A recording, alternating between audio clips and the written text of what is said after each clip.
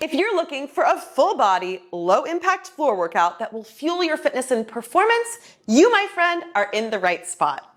As a certified coach with over 20 years of experience helping clients achieve their goals, I designed this mat-based routine to help you gain strength and mobility. We're going to hit every single part of your body and build that mind-muscle connection that will allow you to move with your body in the best way possible. No equipment needed, so meet me on the mat and let's sparkle as we sweat with this low-impact floor workout.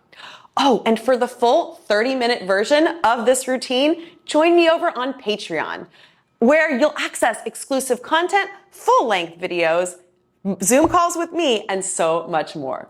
You can join us today at patreon.com/carolinejordanfitness to get started. I hope to see you there. Let's begin with this full body floor workout. I'm so grateful that you're here. When you're ready to get started, meet me in a child's pose position. Feet together, knees apart.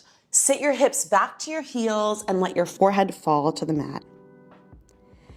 Take a few deep settling breaths here, allowing yourself to come into this moment and to maybe set an intention for your workout today. The beautiful thing about this practice is that it combines both mind and body. So you're able to work in, not just work out. So whatever that intention might be, whether it's to feel better physically or mentally, set a goal for how you'd like to leave after our 30 minutes together is done. Once you have that goal in your heart, shift forward to a tabletop position. We'll start with a few gentle cat-cows. So when you're ready, you're going to pull your belly in and up and round your spine, coming into a nice cat position. And then starting from the tailbone, move into extension, into a cow, lifting the heart towards the ceiling, nice long neck. Then move through a few of those at your own speed. So rounding into cat, pulling the abs in and up, and moving back into cow. A nice slow start here really enables us to ease into our workout today. I've got it all for you. We've got core and arms, lots of glutes and hamstrings. But let's set the time to prepare ourselves for all of that amazing work. Whenever you're ready, find a neutral spine position, feeling connection to your core. Tuck your toes and move into a plank pose, grounding down through the feet and the hands, lengthening from the top of your head all the way to your heels. Find that strong engagement throughout your whole body, and let's open up our hips. So you're going to step one hand outside both of your hands, reach that arm up, set it down, and step back into plank. One foot outside both hands, reach up, down, and back. Move through these at a speed that feels comfortable, and try to lengthen the back thigh so you feel open in the hip flexors. Step and reach. Oh, doesn't that feel amazing? I know. I love to use this move at the beginning of a mat practice because our hip flexors come into play quite a bit in all of our ab work. So we gotta balance it out by opening them up a bit. Good, one more here. Find your plank pose. Now you can do this on your toes or drop to your knees. We're just going to squeeze our scapulas together and then press them away. So if you're on knees, your elbows don't bend. You just drop your chest and reach your chest away. This is called a scap dog or a scap push-up. And you can do it either on tabletop or plank position. Mobilizing through the upper body, working the arms, working the core, You feel that? Yeah. We like it a lot. One or two more wherever you are. And relax. Shift your seat over to the top of your mat.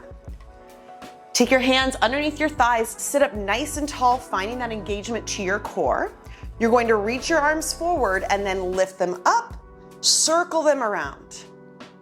Good, do that again. Reach up, circle around. Feel how much work it takes to sit up really tall. You got it, this is our last one. Nicely done. Now scoop your belly in and back and lean back. From here, lengthen one leg nice and long, and you're going to lift and lower the leg. So down and up. Try not to wobble. Good. Now hold that leg up, make 3 circles. Woo! Excellent. Go the other way. Hard not to wobble, I know. Set it down. Other side. Extend, lift, and lower. Good. Now 3 circles. And the other way. Excellent. Set that foot down and then slowly, one vertebra at a time, you're going to round yourself down onto the floor. Now from here, you're just going to let your feet come about hip distance apart, and we're going to take some pelvic tilts. So neutral spine, there's a space between my back and the mat. Imprint, there's not. So imprint, you'll feel a little bit more ab engagement, but in a neutral spine, you should also feel it as well. So pelvic tilts, we let the tailbone tilt away, and then we use our abs to imprint. This is very similar, keep moving, to what we do in our cat-cows. So if you can figure this motion out in a cat-cow, tilting the pelvis down and back, you can do it lying on your back. So play around with your pelvic tilt. And then you're just going to try to make some circles. Now I suck at this, but I work on it. Circle the other direction. You're just trying to mobilize through your pelvis here. And relax. So now we're going to move into articulating bridge. So you'll pull your abs in and up to find that pelvic tilt. Slowly roll up into a hip bridge. Find the length in front of the thighs, the engagement in the back. And then one vertebra at a time from your upper back, mid back, lower back to tailbone, you'll roll down. Good, do that again. Starts with the low abs, tuck the tailbone, lift it up, lengthen through the thighs, find the glutes and hamstrings, find the lift and length. Now slowly lower back down. Good. We'll do one more here, okay? So abs in nice and tight. Roll up, and on this last roll up, you're going to stay. So I want you to imagine that there is a marble on your belly button.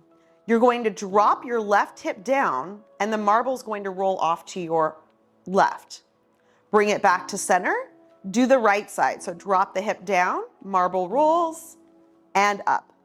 Good. Now keep going. So you're dipping one hip at a time, pressing the shoulder blades into the floor. And you should feel all the glutes and hamstrings in the world. This is what we want. One hip and other hip. Woo! Good. Last one. Find your bridge. Press your arms into the mat. Keep your collarbones wide. Keep the pelvis stable. Let's march. Bring one knee to your nose, set it down, and other knee to your nose, set it down. Now you want to try as much as possible not to let your hips fall here. So that marble's going to stay at your belly button or roll into your face. Press through the floor. We love our glutes and hamstrings, baby. Good. One more each side. And last one. From here, lift your hips high and slowly roll down. Good. Find a tabletop position with the thighs. Now, if your hip flexors tend to be tight, floppy feet. great option. Connect your ribs to the mat. And we're moving into toe taps. So you're going to touch one toe down, lift it up, other toe down, lift it up. So it's as if you're just testing out how cold the water is on your mat. Little toe taps. Excellent exercise for the pelvic floor. And again, we want to prepare our core for all of the harder core work to come. So we're doing gentle stuff to start, waking up the muscles, seeing how we are today, and when it's right, we'll push. Good. One toe, other toe. Last one. Now, you want to keep your heels towards your bottom, use your low abs, reverse curls. Knees to chest, lower down. So you're rolling up off the mat. Try not to kick, that's cheating. I see you, no kicking. Let your shoulder blades be wide on the floor. Roll, lift, and down. Good.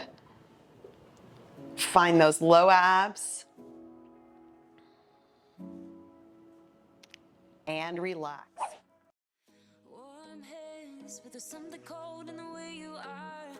The things you said had me going good, but it left a scar. You invite me